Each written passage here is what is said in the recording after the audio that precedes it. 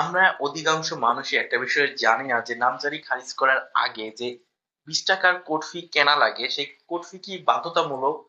যার নামে নামজারি খারিজের আবেদন করছি তার এনআইডি কার্ডের তথ্য দিয়ে কিনতে হবে?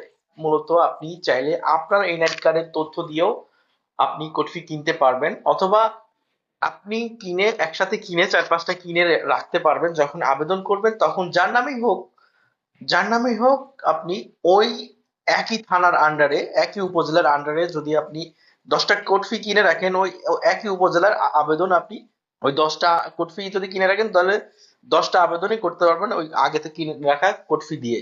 তবে একটা জিনিস মনে রাখবেন, একটা কোর্ট ফি আজকে যখন কিনবেন আগামী 7 কর্মদিবসের মধ্যে এই কোর্ট ফির ডেট কিন্তু এক্সপায়ার হয়ে যায়, বা ডেট শেষ হয়ে যায়, এর মধ্যে থেকে আর ব্যবহার করা যায় না।